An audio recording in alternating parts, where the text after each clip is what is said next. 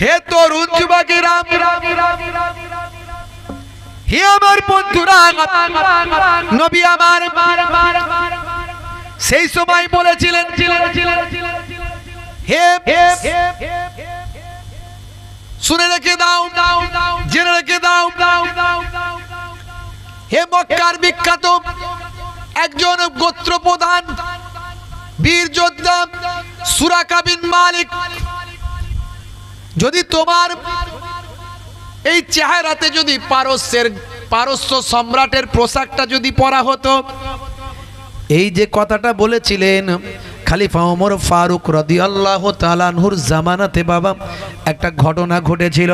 হযরত ওমর ফারুক রাদিয়াল্লাহু তাআলা আনহু, ভাইরা আমার তরুণ যুবকেরা, হে জওয়ান যুবকেরা, ইমানদার সাহাবায়ে কেরামদের নিয়ে পারস্য বিজয়ের জন্য তিনি সৈন্য প্রেরণ করেছিলেন। কারণ পারস্যের সম্রাট ছিল জালেম সম্রাট, পারস্যের সম্রাট ছিল জালেম, প্রজাদের উপর অত্যাচার করত।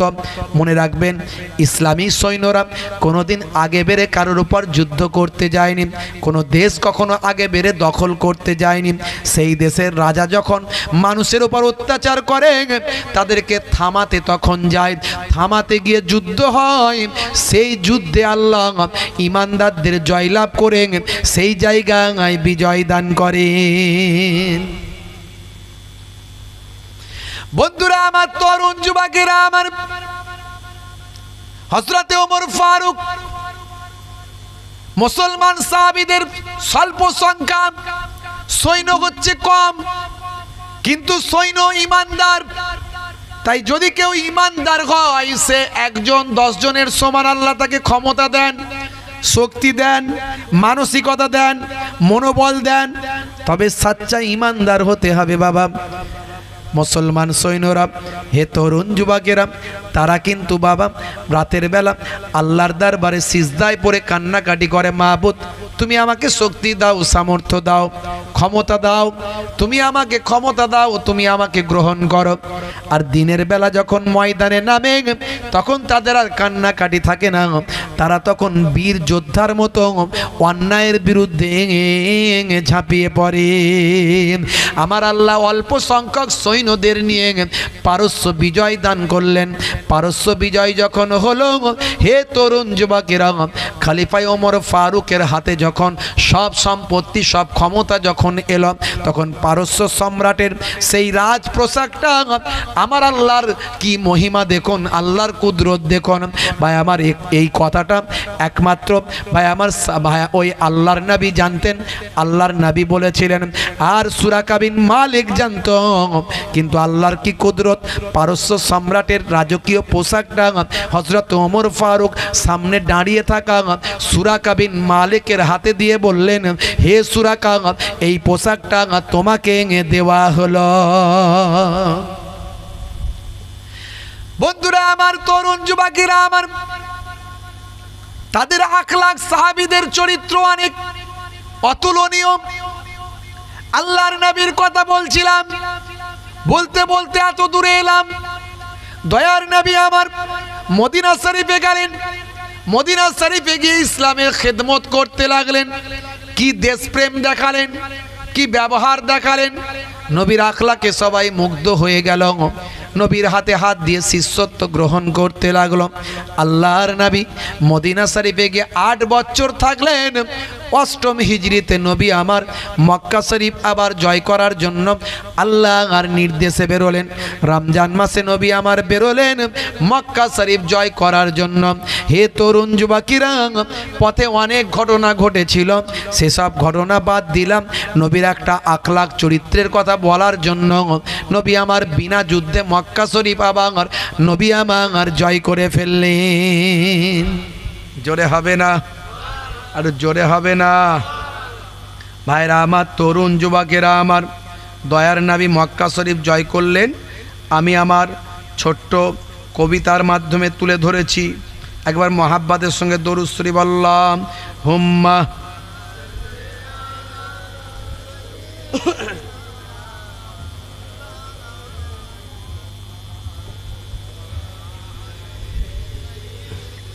কষ্ট হচ্ছে আপনাদের? এই কষ্ট হচ্ছে? জোরে বলেন কষ্ট হচ্ছে, শেষ করে দেব? এটা বলেন শেষ করে দেব? সন্ধ্যা থেকে ওয়াজ শুনছেন, কত ওয়াজ শুনবেন? মহাব্বতের সঙ্গে দরুদ শরীফ আল্লাহুম্মা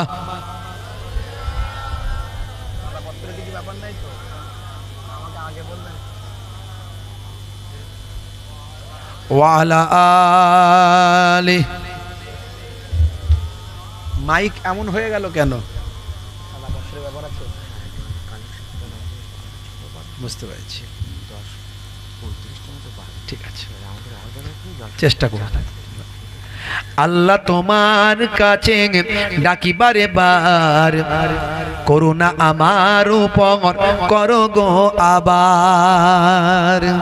জোরে হবে না? আল্লাহ তোমার কাছে ডাকিবারে বার, করুণা আমার উপর করো গো আবার। অষ্টম হিজরি দিনটা এলে, 10ই রমজান সকলে মিলে রাসূল আমার রওনা দিলেন মক্কায়। মক্কার পথে সাহাবী নিয়ে 10,000 সাহাবী সঙ্গে তার, 10,000 সাহাবী সঙ্গে তার। মক্কার জালিম কাঁপে থর থর। জোরে হবে না? জোরে হবে না? দয়ার নবী আমার মক্কায় প্রবেশ করলেন বিনা যুদ্ধে। অনেক ঘটনা। নবী আমার বললেন, কার কাছে কাবা ঘরের চাবি আছে? কাবা ঘরের তালা চাবি কার কাছে আছে? কুফফারদের নেতা উসমান বিন তালহা। দেখুন কি ব্যবহার। নবী আমার বললেন, হে তালহা, উসমান বিন তালহা, কাবা ঘরের চাবি দাও। হে তরুণ যুবকেরা, ভয় থরথর করে কাঁপছে। নবী আমার হয়তো এখনই আমাকে হত্যা করে ফেলবেন। না, নবী আমার বললেন, হে মক্কার মানুষেরা, তোমরা আমার উপর অনেক অত্যাচার করেছো। আমার রক্তে, আমার সারা শরীরের রক্তে মক্কার মাটি লাল করে দিয়েছো। আমাকে অনেক কষ্ট দিয়েছো, অনেক জুলুম করেছো। আমার দান্দান মোবারক শহীদ করেছো, আমার সাহাবাদের শহীদ করে দিয়েছো। তারপরও আজকের দিনে আমি আবার মাতৃভূমি জয় করেছি। বলো তুমি, তোমরা আমার কাছ থেকে কি ব্যবহার পেতে চাও? মক্কার মানুষেরা বলেছিল, ইয়া রাসূলুল্লাহ, হাবিবাল্লাহ, আজকে আপনার কাছ থেকে আমরা ভালো ব্যবহার পেতে চাই।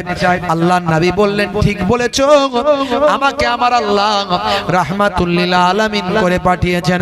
ওয়ামা আরসালনাকা ইল্লা রাহমাতাল লিল আলামিন। আমি সারা আলামের জন্য রহমত হয়ে এসেছি। আমি বদলা নেওয়ার জন্য আসিনি। আমার ভাই নবীরা একে অপরের ভাই তো বটেই। আমার ভাই হযরত ইউসুফ আলাইহিস সালাম তার ভাইদেরকে ক্ষমা করেছিলেন। যারা তাকে কুয়ায় নিক্ষেপ করেছিল তাদেরকে পুনরায় মিশরের বাদশা হয়ে ত্রাণ দিয়েছিলেন, ক্ষমা করেছিলেন। আমিও তোমাদের ক্ষমা করছি। হে মক্কার মানুষেরা, শুনে রেখে দাও, জেনে রেখে দাও। তবে শুনে রাখো, আজকে আমি তোমাদেরকে ক্ষমা করে দিলাম, আজকে আমি তোমাদেরকে মাফ করে দিলাম। হে উসমান বিন তালহা, তুমি কাবা ঘরের চাবিটা দাও।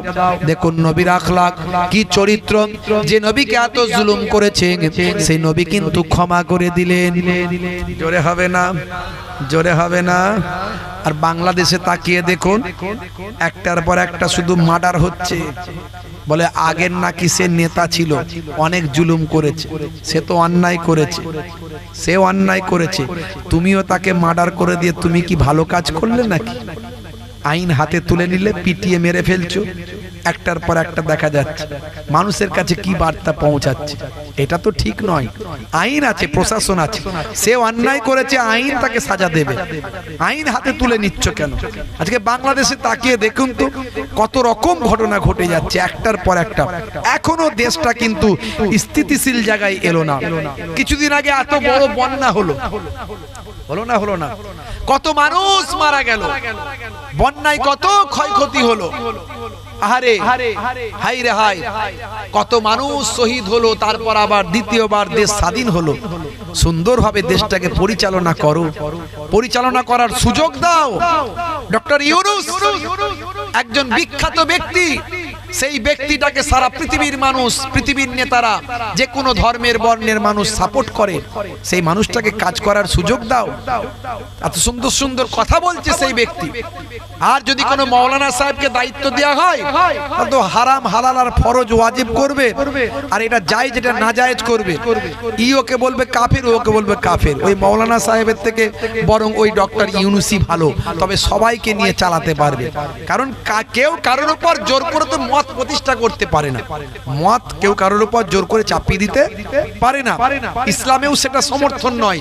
লা ইকরাহা ফিদ্দিন, ধর্মে কোনো জবরদস্তি নাই।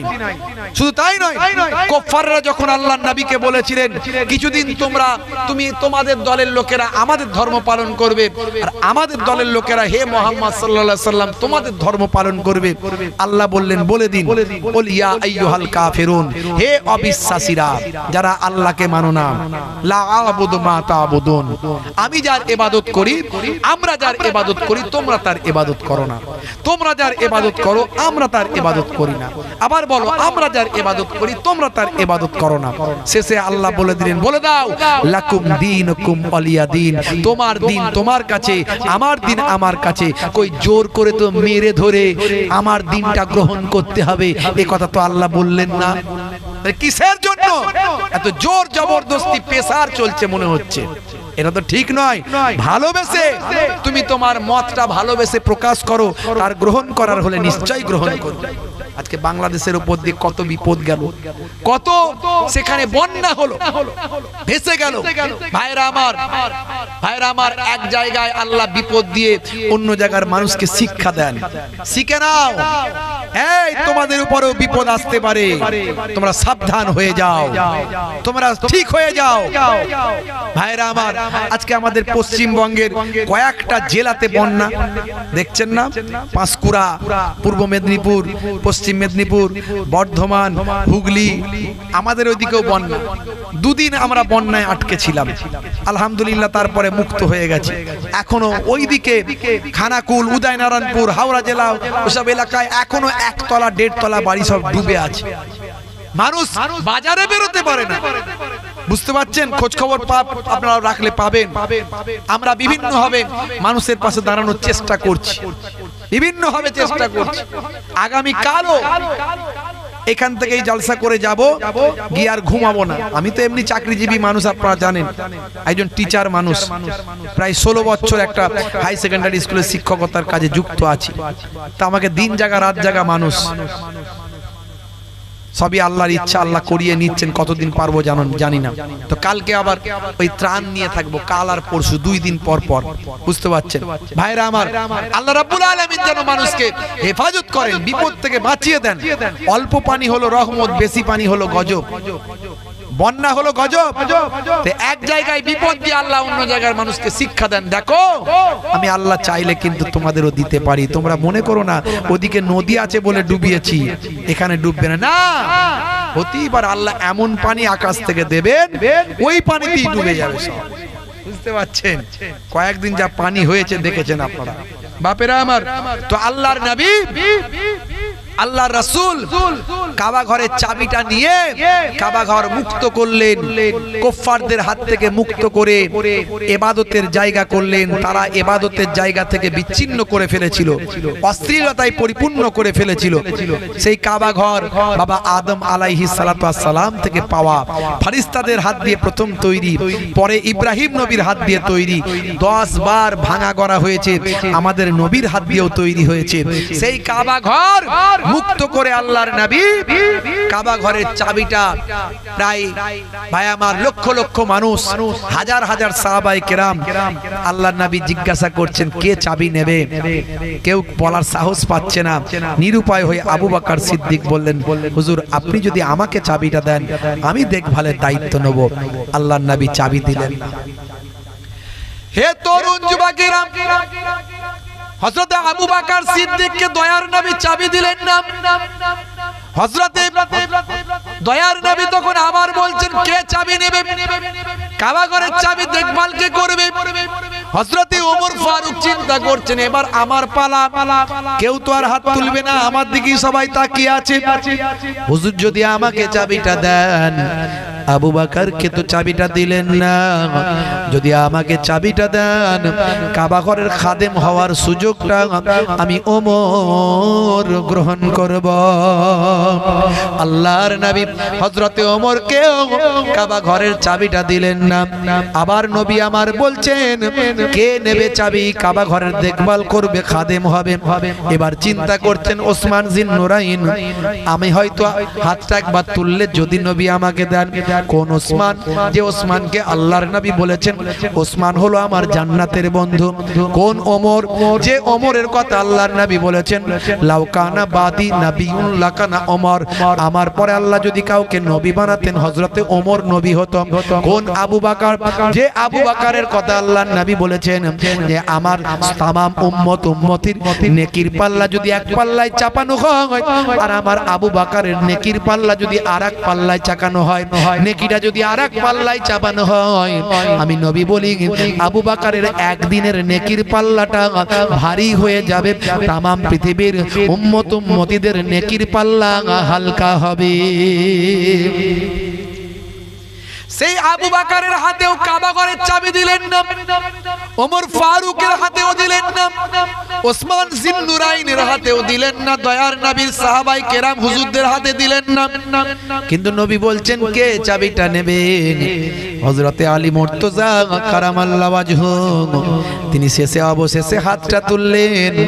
মাওলা আলী হাতটা তুলে বলেন ইয়া রাসূলুল্লাহ, ইয়া হাবিবাল্লাহ, আমার হাতে যদি আপনি চাবি দেন তাহলে আপনার খানদান, আপনার খানদানের হাতেই চাবিটা থাকবে, আপনার আহলে বায়াতের হাতেই চাবিটা থাকবে।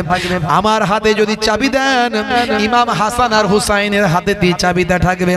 আল্লাহর নবী শের খোদা আলীর হাতেও চাবিটা দিলেন না। কোন আলী? যে আলী সম্পর্কে আল্লাহর নবী বলেন আনা মদিনাতুল ইলমি ওয়া আলিয়ুন বাবুহা, আমি হলাম ইলমের শহর, সেই শহরের দরজা হলেন হযরতে আলী মুর্তজা। হে তরুণ যুবকেরা, আল্লাহর নবী শেষে ডাক দিলেন ও ওসমান বিন তালহা, শুনে রেখে দাও, তুমি হলে কুফফারদের নেতা, তোমার কাছ থেকে আমি চাবিটা নিয়েছিলাম।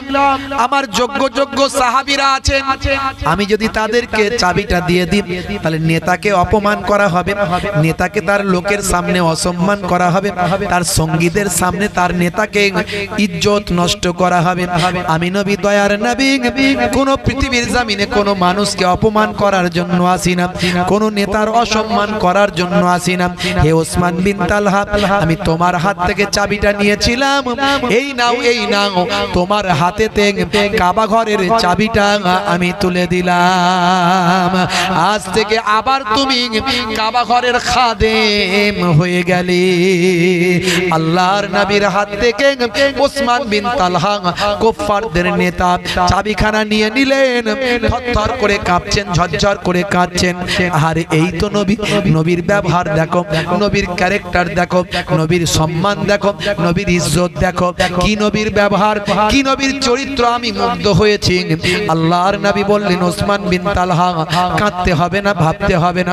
আচ্ছা বলো তো দেখি, আমি আখেরি জামানার পয়গম্বরের হাত থেকে কাবা ঘরের চাবি নিলেন, ইসলামের বিজয় হলো, কাবা ঘর মুক্ত হলো, আর আমি নবীর হাত থেকে কাবা ঘরের চাবি পেয়ে এখনো কি তোমার অন্তরে কালেমার নূরটা জ্বলে না? কালেমার আলোটা এখনো কি জ্বলে না? হে ওসমান বিন তালহা, এখনো কি তোমার অন্তরে কালেমা এসে পৌঁছায়নি? আল্লাহর নবীর কাছে ওসমান বিন তালহা আনন্দের অশ্রু বিসর্জন করে বললেন ইয়া রাসূলুল্লাহ, হাবিবাল্লাহ, আমার অন্তরে কালেমার আলো জ্বলে গিয়েছে, আপনি নবী না হলে আবার কে নবী হবে? আপনার ব্যবহারে আমি মুগ্ধ হলাম, পড়িয়ে দিন মহাবাণী মহাকালেমা। কালেমা পড়ে ওসমান বিন তালহা এবং তার হাজার হাজার ফলোয়ার্স নবীর হাতে হাত দিয়ে কালেমা পড়ে নবী পাকের শিষ্য হলে। জোরে হবে না? জোরে হবে না? দেখুন কি ব্যবহার, শিষ্য হলেন। আর আমাদের এমন ব্যবহার, আমাদেরকে লোকে বলছে মুসলমান মানি খারাপ, এমন কাজ আমরা করছি। একবার ভাববেন, আপনার গায়ে লেবেল আছে, আপনি মুসলমান, নবীর শিষ্য, আপনি অন্যায় করলে মুসলমানের বদনাম, নবীর বদনাম।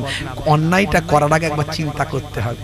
অথচ মুসলমান তাকিয়ে দেখুন, হাই রে হাই, মন ছুঁয়ে যায়, প্রাণ ছুঁয়ে যায়, হৃদয় ছুঁয়ে যায়, দেখে তোমার ব্যবহার দেখে কলিজা ঠান্ডা হয়, মন ছুঁয়ে যায়, প্রাণ ছুঁয়ে যায়, হৃদয় ছুঁয়ে যায়, দিন রাত যদি এক হয়ে যায়, তবুও কালেমা পেতে চাই। জোরে হবে না? আরে জোরে হবে না? দিন রাত যদি এক হয়ে যায়, তবুও কালেমা পেতে চাই। শেষ ছন্দে আমি আমার ভাঙা কলমে লিখেছি, হ্যাঁ, কাবা ঘরে তালা মেরে হাতেতে চাবি, খিদমতে থাকবে কোন সাহাবী। জোরে হবে না? জোরে হবে না? কাবা ঘরে তালা মেরে হাতেতে চাবি, খিদমতে থাকবে কোন সাহাবী। কাবা ঘরে তালা মেরে হাতেতে চাবি, খিদমতে থাকবে কোন সাহাবী। বলো বলে ফেলো, বলো বলে ফেলো, বলে ফেলো, কে নেবে চাবি? বলো বলে ফেলো, বলো বলে ফেলো, বলে ফেলো, কে নেবে চাবি? কাবা ঘরে তালা মেরে হাতেতে চাবি, খিদমতে থাকবে কোন সাহাবী। আল্লাহর নবী ওসমান বিন তালহাকে, কুফফারদের সরদারকে চাবি দিয়ে মানুষের কাছে বুঝিয়ে দিলেন যে ইসলাম কি আখলাক, কি চরিত্র দেখায়। রাসূলের আখলাকে তারা সব রাসূলের শিষ্য হয়ে গিয়েছিল। জোরে হবে না? সেই আখলাককে বাস্তবায়িত করুন, সেই চরিত্রকে বাস্তবায়িত করুন। বাবা মার নবীর দেওয়া নামাজ ছাড়বেন না, আল্লাহর নির্দেশ, নবীর দেওয়া সুন্নত ছাড়বেন না। সুন্নত গুলোর মধ্যে সবচেয়ে বড় সুন্নত হলো মুখের দাড়ি। অনেকে দাড়ি রাখতে লজ্জা লাগে, হুজুর আমাদের একটু দাড়ি রাখলে লজ্জা লাগে। আমি বলি বিরাট কোহলির তো লজ্জা লাগে না, হরভজন সিং এর তো লজ্জা লাগে না, আপনার কিসের লজ্জা? এত নায়ক গায়ক খেলোয়াড় প্লেয়ার নেতা মন্ত্রী রেখেছে, লজ্জা কেন? বাপ আমার লজ্জা করবেন না। আপনি ছোট দাড়ি রাখুন, বড় দাড়ি রাখতে লজ্জা লাগছে, ছোট দাড়ি রাখুন, কিন্তু হ্যাঁ ফ্যাশন মনে করে রাখবেন না, রাখবেন নবীর সুন্নত মনে করে। আজ ছোট আছে কাল বড় হয়ে যাবে এই চিন্তা করে রাখবেন। যদি এই অবস্থায় মারা যান কবরে দিয়ে দেওয়া হবে। তো নবীর সবচেয়ে বড় সুন্নত হলো মুখের দাড়ি। ওই দাড়ি সমেত যখন কবরে ঢুকবেন, ওই দাড়িটা ফ্যাশন বলে রাখা ছিল না, সুন্নত বলে রাখা ছিল। হয়তো দেখা যাবে মুনকার নাকির ফেরেশতা যখন বলবে মান রব্বুকা, দেখতে পাবে মুখে দাড়ির দেখা, হতে পারে ওই দাড়িটা হবে আপনার নাজাতের জারিয়া। জোরে হবে না? নবী পাকের সুন্নত আজ থেকে মানবেন, বলেন ইনশাআল্লাহ। কি মানবেন তো নাকি? বলেন ইনশাআল্লাহ। ওয়াজ শোনা সার্থক হবে। নামাজটা পড়ুন, রাসূলের সবচেয়ে বড় সুন্নত দাড়ি, এইটা রাখুন। এই দুটো কাজ যদি ভালো করে করতে পারেন, আমি বলি 90% অপরাধ আপনার থেকে সরে যাবে। 90% অন্যায় আপনি আর করতে পারবেন না, আপনার বিবেক আপনাকে বাধা দেবে। বাবা মা যাই হোক, দোয়া রাখবেন। আর অনেক সুন্নতের কথা বলেছি, ইন্টারনেট সার্চ করলে পাবেন, 20-25 হাজার বক্তব্য আছে, একটা দুটো নয়। আমি এমনি আজকে অসুস্থ অবস্থায় আছি, প্রচুর পরিশ্রম চলছে আমার উপরে। যাই হোক, সবই আল্লাহর ইচ্ছা, আল্লাহ করিয়ে নিচ্ছেন। তাই দোয়া করেন যেন কিছু কাজ করতে পারি, দিনের খেদমত করতে পারি, মানুষের পাশে থাকতে পারি। চেষ্টা করি যতটুকু আল্লাহ করান। জি হ্যাঁ ভাইরা আমার, কিছু মাদ্রাসা, কিছু মসজিদ, কিছু সোশ্যাল ওয়ার্ক আমার হাত দিয়ে আল্লাহ করান। বুঝতে পারছেন, কয়েকটা সংগঠনের সঙ্গে যুক্ত আছি। আপনার এই বুদ্ধিজীবী মঞ্চ, তার দায়িত্বে কিছু থেকে কিছু সোশ্যাল ওয়ার্ক করার চেষ্টা করি। আর এদিকে lecturers association of Bengal lab, এই ল্যাবের মধ্যে থেকেও কিছু কাজ করার চেষ্টা করি। আল্লাহ রাব্বুল আলামিন যেন আমাদের করিয়ে নেন। বলুন আল্লাহুম্মা আমিন, বলুন আল্লাহুম্মা আমিন। যাই হোক, আপনাদের সামনে থেকে বিদায় নেব। যাওয়ার আগে এই আগামী বছর এই দয়ার নবীর আলোচনার মজলিস, এই মজলিসটা যেন চলে, বন্ধ না হয়ে যায়। কারা কারা চান যে জলসাটা চলুক, দয়ার নবীর আলোচনাটা হোক, নবীর আখলাকের কথা মানুষ শুনুক, আকাশ বাতাস মুখরিত হোক। এই বিশ্ব নবী দিবস, নবীর ঈদে মিলাদুন নবীর জলসা আগামী বছর হোক। কারা কারা চান হাত তুলে দেখান তো দেখি। মাশাআল্লাহ। কারা কারা চান? এই যারা হাত তোলেননি তারা কি চান না নাকি? একটু হাত তোলেন বাবা, আমার কষ্ট হচ্ছে। হাতটা না আমার, মাশাআল্লাহ। তো এই যে ইসালে সব হবে, আমার নানাজান ছোট হুজুর কেবলা বলতেন 10-এর লাঠি 1-এর বোঝা। আমরা সবাই মিলে অল্প অল্প করে সহযোগিতা করলে এটা অল্পতেই হয়ে যাবে আলহামদুলিল্লাহ। তো সবাই মিলে যদি একটু সহযোগিতা করি, আল্লাহ রাব্বুল আলামিন কোরআন মাজিদে বললেন ওয়ারাফানা লাকা যিকরাক, হে নবী আপনার আলোচনাকে পৃথিবীর শ্রেষ্ঠ মর্যাদা দান করেছি। সেই শ্রেষ্ঠ মর্যাদার আলোচনা এটা। আর সেই মর্যাদাপূর্ণ আলোচনায় যদি কেউ 1 দেয়, আল্লাহ তাকে 10 দেবেন। এটা আল্লাহর কোরআন। কোরআন কখনো মিথ্যা হয় না বাবা। মান জাআ বিল হাসানাতে ফালাহু আসরু আমসালিহা ওয়া মান জাআ বিস সাইয়্যাত ফালা ইউজা ইল্লা মিসলাহা ওয়া হুম লা ইউজলামুন।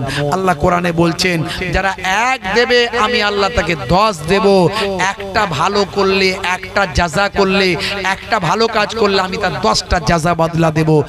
1001 টাকা করে চাইবো। ভাই আমার 8 জনকে, 8 জন, জান্নাত হলো 8টা, জান্নাত হলো 8টা। আমার বাপজি এসে দাঁড়িয়ে আছেন, প্রথম 1 নম্বরে নাম লেখাবেন বলে। ভাই 1 নম্বরে নাম লেখালেও ভালো, 2 নম্বরে নাম লেখালেও আল্লাহ সব কিন্তু কম দেবেন না। আমার বাপজি কি নাম বলেন? জনাব মোহতারাম ওয়াজেদ আলী সাহেব, উনি নগদ 1001 টাকা দিয়ে দিয়েছেন। জোরে বলুন মারহাবা, জোরে বলুন না মারহাবা। নারে তাকবীর, নারে তাকবীর। মাশাআল্লাহ। এই জান্নাতের বাগানে পৃথিবীর সবচেয়ে শ্রেষ্ঠ আলোচনার মজলিসটাই আগামী বছর যাতে আবার নবীর আলোচনা হয়। 2000 টাকা রাখা আছে। মাশাআল্লাহ, ইয়াগফিরুল্লাহ, মাশাআল্লাহ। 2 নম্বরে কে আছেন একটু হাতটা তুলে দেখান, এটা আল্লাহর দরবারে সাক্ষী হয়ে যাবে। আমরা 2 ভাই, ছোট ভাই 5000 টাকা, আমরা 2 ভাই নগদে ক্যাশ টাকা দিচ্ছি। মাশাআল্লাহ। কি নাম 2 ভাইয়ের নাম? হাবিবুর রহমান গাজী আর মসিউর রহমান গাজী। এই ভাই আমাকে প্রায় ফোন করতেন, মাশাআল্লাহ হুজুর জলসায় আসবেন ঠিক টাইমে, মাশাআল্লাহ আল্লাহ আনিয়ে দিয়েছেন। আমার এই 2 ভাই, আহারে তাদের আব্বাজান দুনিয়া ছেড়ে বিদায় নিয়েছেন। এই 2 ভাই মিলে আব্বার মাগফিরাতের জন্য আল্লাহর নবী বলেছেন তোমরা নিয়ত করে দান করো। এই যে নিয়ত করে, বাপের মাগফিরাত নিয়ত করে, মানুষের ভুল ভ্রান্তি আল্লাহ কিছু হলে মাফ করে দেবেন এই দানের ওসিলায়, সদকার ওসিলায়। এগুলো অনেক কিছু আছে। তো নেক সন্তান আউতারাকা ওয়ালাদান ইস্তাগফির লাহু বাদা মাউতিহি, নেক সন্তান বাবা যখন কিছু সদকা করে, নেক সন্তান দোয়া চায়, আল্লাহ তার দোয়া কবুল করে নেয়, তার সদকা কবুল করে নেয়। তা আমার এই 2 ভাই আল্লাহ করে ইমানদার, নামাজি, মাশাআল্লাহ দ্বীনের খেদমতের সঙ্গে যুক্ত থাকেন। আরো বেশি বেশি আল্লাহ নামাজি বানান, দোয়া চাই। তো যাই হোক, আমার 2 ভাই ওনার আব্বার মাগফিরাতের জন্য 5000 টাকা দান করবেন। আল্লাহ কবুল করেন, বলুন আল্লাহুম্মা আমিন, বলুন আল্লাহুম্মা আমিন। নারে তাকবীর। ক্যাশ টাকা নগদ দিয়ে দিয়েছেন। জোরে বলুন মারহাবা, জোরে হবে না মারহাবা। নারে তাকবীর। দোয়া চাই আল্লাহুম্মা আমিন। আল্লাহ দানকে কবুল করে নিন, দো জানে দিন, হায়াত কিসমত দারাজ করে দিন, ভাইদের শরীরকে সুস্থ রেখে দিন। আমার একজন বাপজি 1000 টাকা দিলেন। আমার এই ভাইরা 5000 টাকা। नमाज से अल्लाह का कोई लेना देना नहीं है।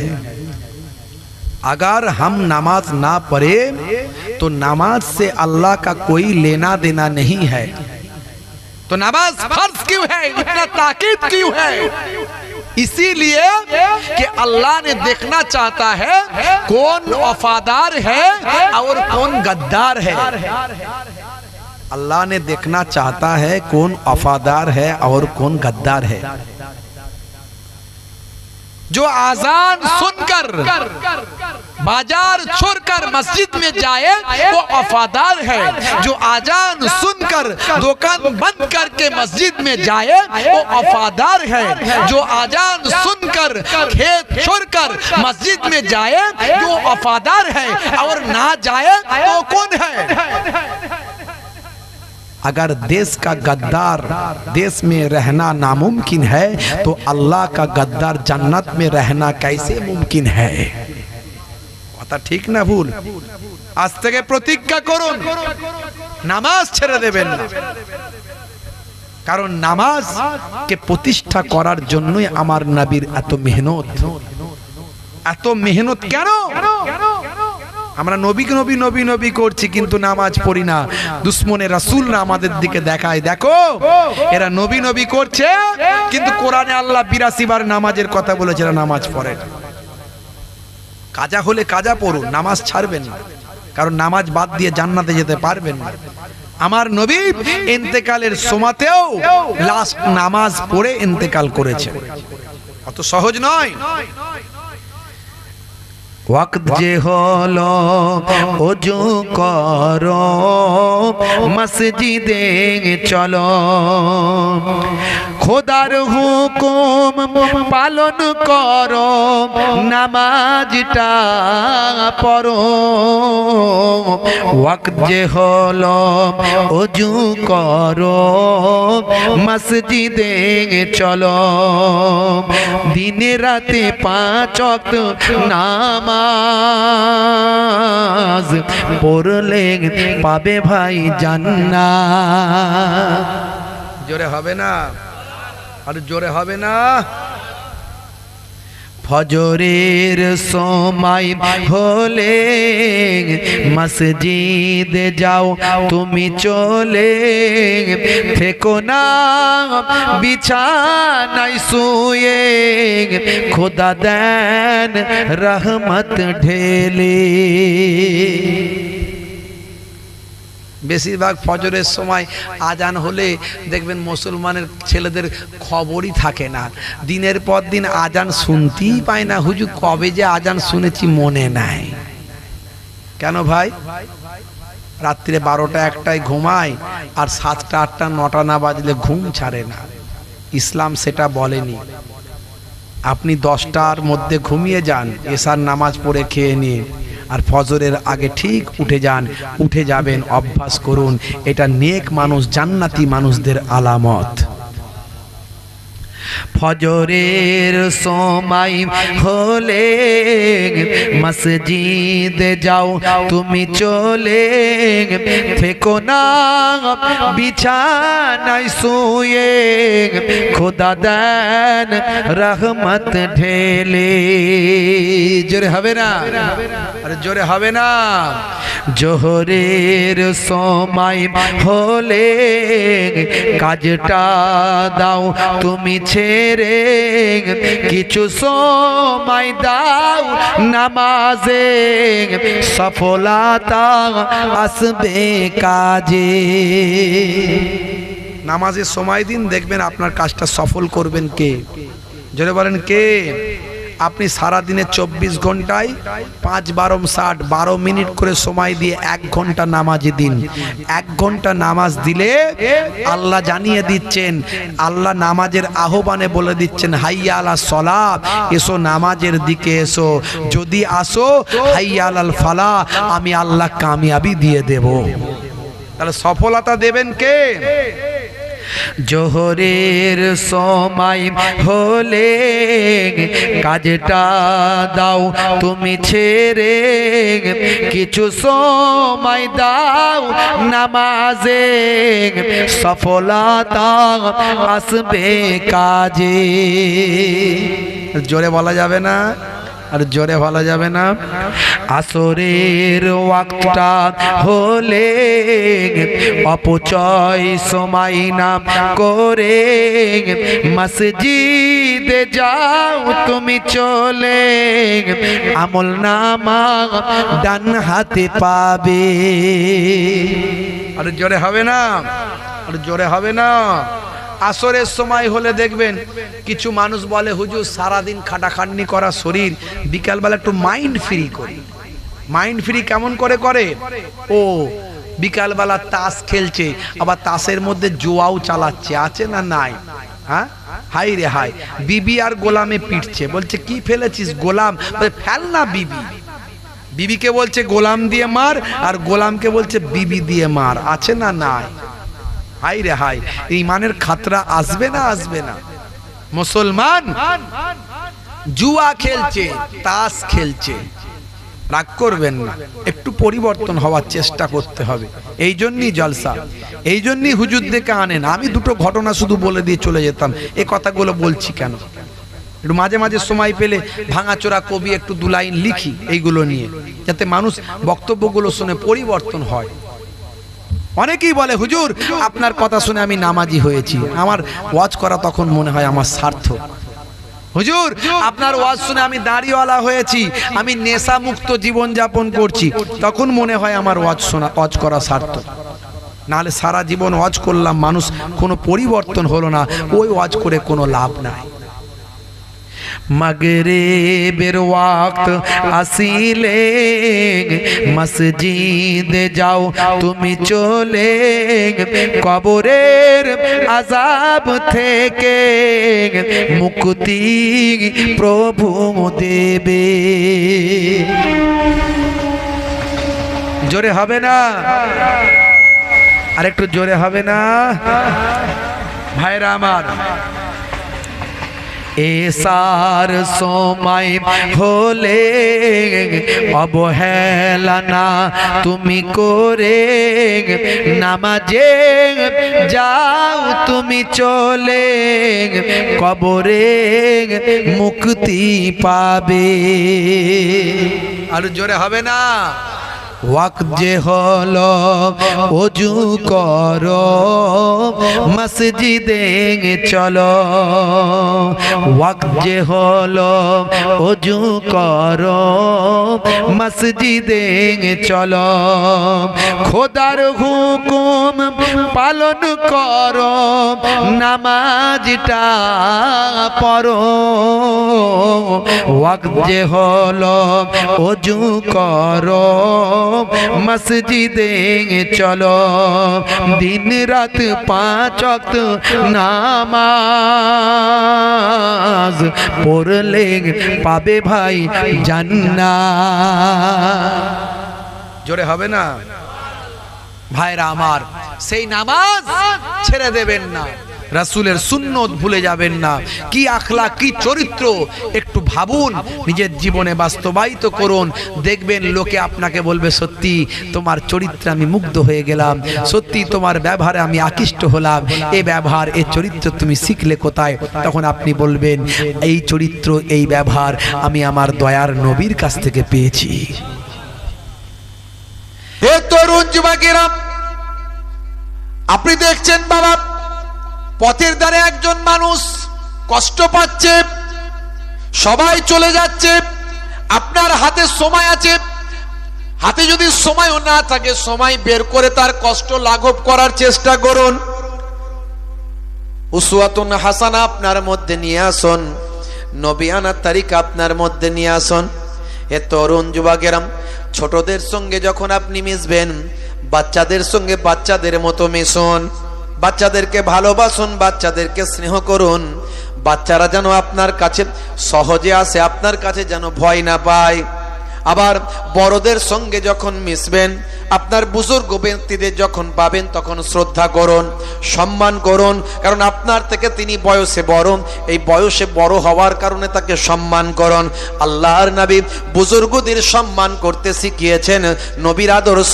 দয়ার নবী বলেন যে ছোটদের স্নেহ করে না, বড়দের সম্মান করে না, সে আমি নবী আমার দলভুক্ত নয়। উসওয়াতুন হাসানা আমার নবীর মধ্যে ছিল, সে আদর্শকে নিয়ে আসুন। হে তরুণ যুবকেরা, অহমিকা বোধকে ত্যাগ করতে হবে।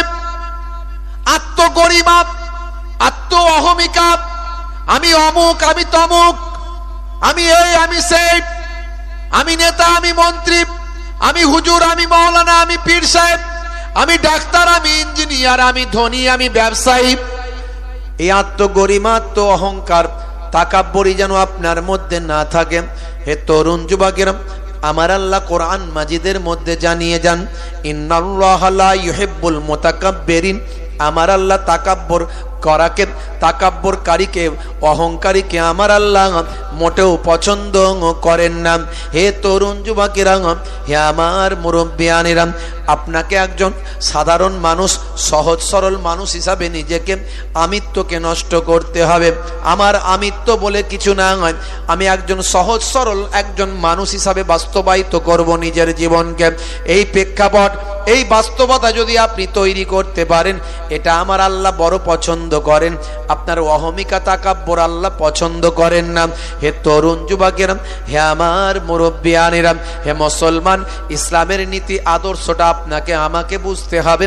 নবিয়ানা তারিকা, নবিয়ানা আখলাকটা আমার আপনার মধ্যে বুঝতে হবে। হে জওয়ান যুবকেরা, হে আমার বন্ধুরা, হযরত নবী সুলাইমান আলাইহিস সালাম, ভাইরা আমার, সুলাইমান নবীর হাতে একটা আংটি ছিল, আংটি।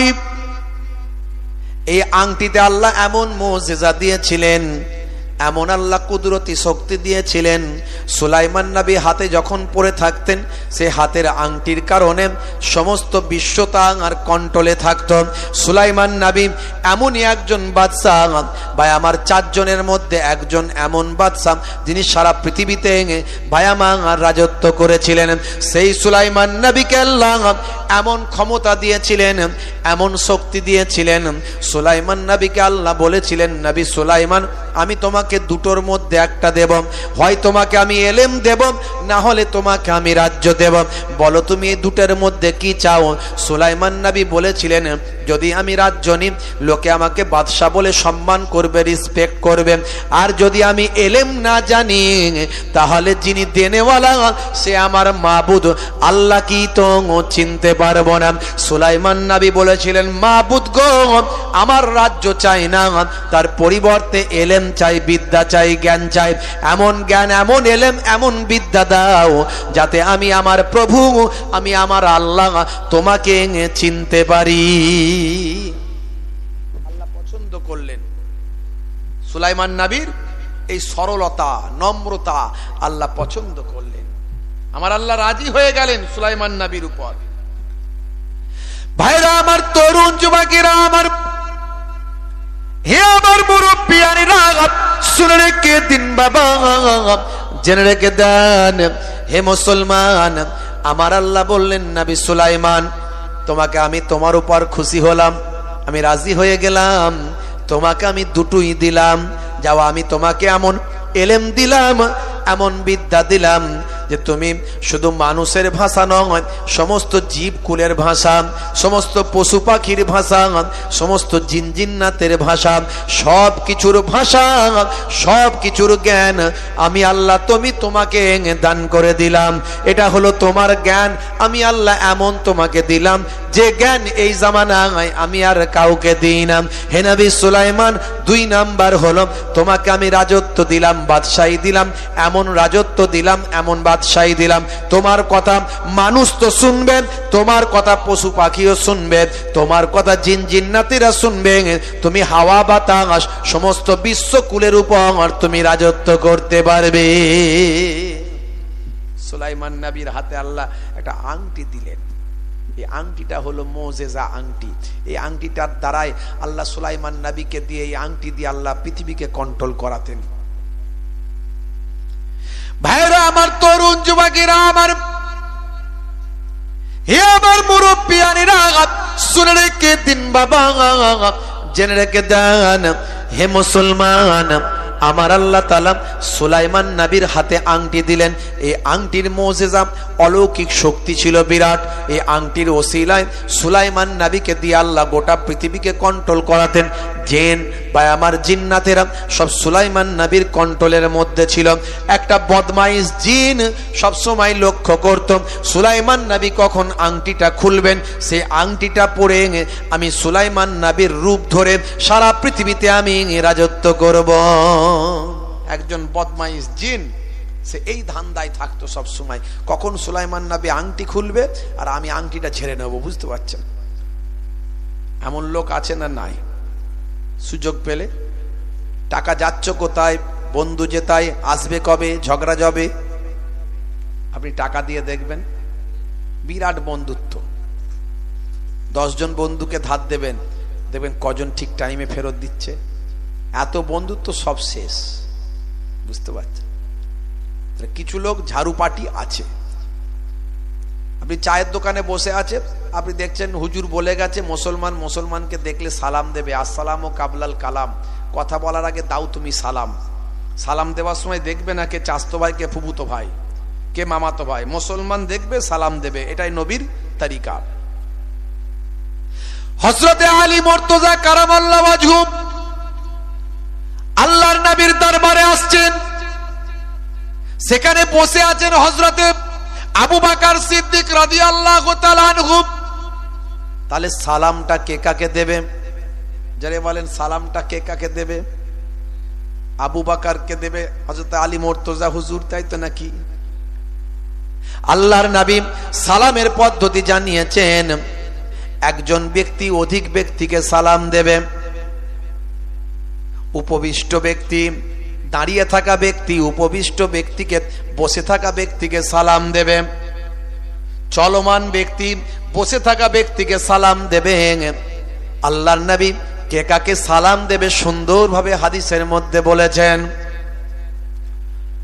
হে তরুণ যুবকেরা, নবীর হাদিস অনুযায়ী তাহলে আবু বকর সিদ্দিক হুজুর বসে আছেন, হযরতে আলী হুজুর ঢুকছেন, তাহলে সালামটা দেওয়া দরকার হযরতে আলী মুর্তজা কারামাল্লাহু ওয়াজহুর। সাহাবাদের মধ্যে এসব জিনিস কখনো ভুল হয় না, কিন্তু এই দিন হযরতে আলী মুর্তজা কারামাল্লাহু ওয়াজহু নবী পাকের দরবারে ঢুকেছেন। হযরতে আবু বকর হুজুর বসে আছেন, সালাম তিনি দিলেন না। হযরতে আবু বকর হুজুর অবাক, কি ব্যাপার, আলী সালাম দিল না? ঘাবড়ে গেলেন। এটা তো হওয়ার কথা নয়, এটা তো অবাস্তব, এটা বাস্তবে হওয়ারই কথা নয়, এটা হলো কেমন করে? হযরতে আবু বকর সিদ্দিক রাদিয়াল্লাহু তাআলা আনহু হযরতে আলী মুর্তজা কারামাল্লাহু ওয়াজহুকে নিজে থেকেই সালামটা দিলেন। জোরে হবে না? সালাম দেওয়া হলো সুন্নাত, জবাব দেওয়া হলো ওয়াজিব। অনেকে সালাম দেওয়াটাকে ফ্যাশন মনে করে, ওয়েট মনে করে, নিজের আমিত্ব মনে করে। অনেকে সালাম পেতে চায়, সালাম দিতে চায় না। কথা ঠিক না বল? হুজুর মনে মনে করে ভক্তরা আমাকে সালাম দেবে, আমি কি সালাম দেব? ইমাম সাহেব মনে মনে করে মুসল্লিরা আমাকে সালাম দেবে, আমি কি সালাম দেব? ইমাম না। মুফতি সাহেব মনে মনে করে এই সমস্ত মুসলমানেরা আমাকে সালাম দেবে, আমি মুফতি সাহেব মানুষ বলে কথা। হাজী সাহেব মনে মনে করে আমি হজ করে এসেছি, পাড়ার লোক আমাকে সালাম দেবে কারণ আমি হলাম হাজী সাহেব। দাড়িওয়ালা জুব্বাওয়ালা মানুষ চিন্তা করে এদের তো দাড়ি নাই, ঠিক মতো নামাজ পড়ে না, আমি কি ওদের সালাম দেব? ওরা বরং আমাকে সালাম দেবে। ডাক্তার সাহেব মনে মনে করে আমি তো ডাক্তার বলে কথা, আমি কত মানুষের ট্রিটমেন্ট করছি, রুগীরা আমাকে সালাম দেবে, আমি কেন রুগীদের সালাম দেব? হে তরুণ যুবকেরা, হে আমার বন্ধুরা, শুনে রেখে দিন বাবা। দোকানদার মনে মনে করে আমি এত বড় ব্যবসায়ী, কাস্টমার অল্প পয়সার মাল কিনবে, আমি এত টাকার মাল নিয়ে বসে আছি, কাস্টমার আমাকে সালাম দেবে, আমি কেন সালাম দেব? হযরতে আলী মুর্তজা কারামাল্লাহু ওয়াজহু বলেন আমি সব সময় চেষ্টা করতাম আমার আগে না কেউ সালাম দিতে পারে, কারণ আমি স্বপ্নের মধ্যে দেখেছি, খ্বাবের মধ্যে দেখেছি জান্নাতের ভিতরে একটা বালাখানা আমার আল্লাহ তৈরি করেছেন, যে বান্দা আগে সালাম দেবে তার জন্য রেখে দেওয়া হয়েছে।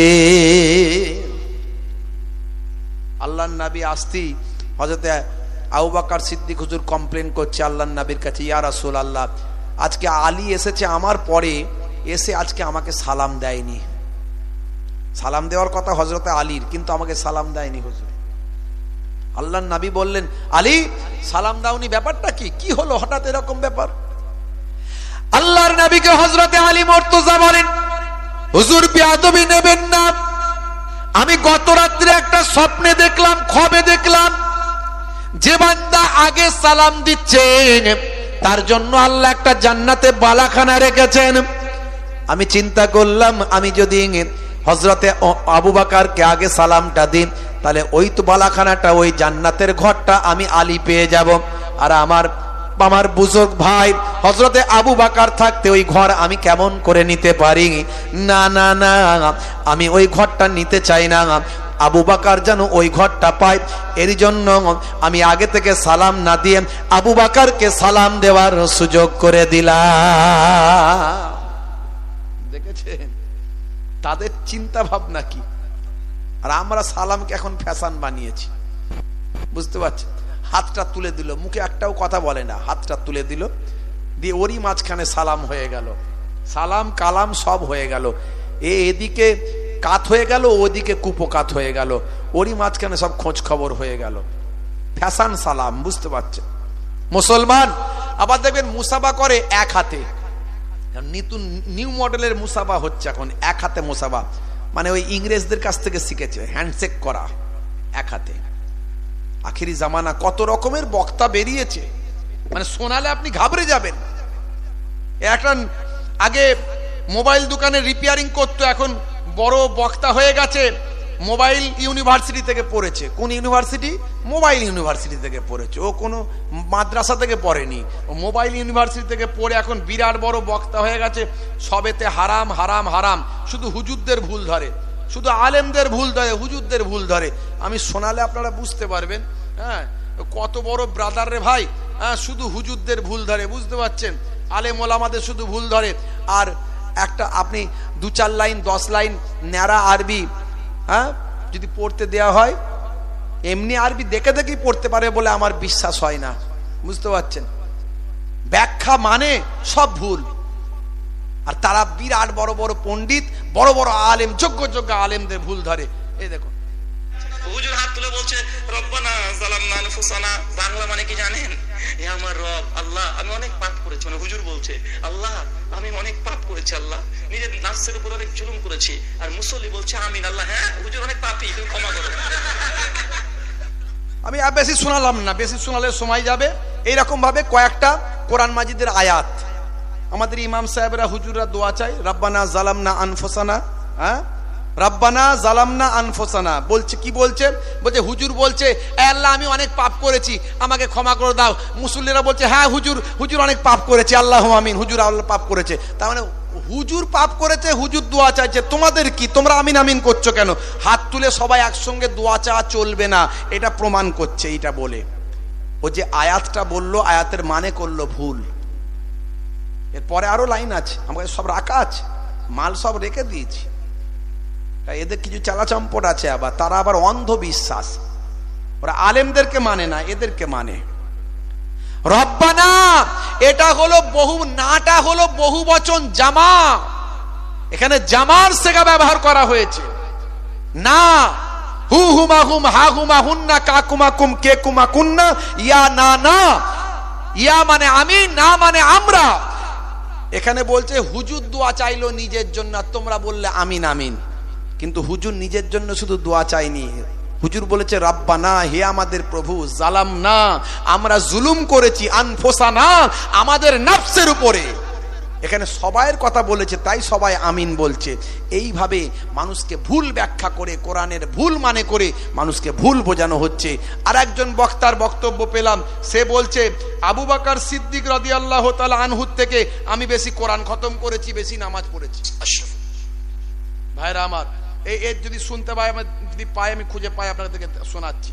মুসলমান আখিরি জামানা, ইমান বাঁচানো বড্ড দায়, কঠিন পরিস্থিতি। এখন পাচ্ছি না খুঁজে, যাক পেলে আপনাকে শোনাতাম।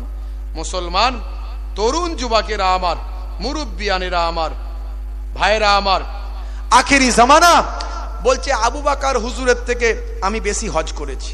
তিনি কবার হজ করেছে? আমি যে কতবার হজ করেছি ভুলে গেছি। যে আবু বকর সিদ্দিক হুজুরের থেকে, আবু বকর থেকে, সেটা এত সুন্দর করে সম্মান দিয়ে কথা বলছে না, যে আবু বকরের থেকে। আল্লাহর নবী সাহাবীদের নাম নিলে সম্মান দিয়ে নাম নিতে হয়।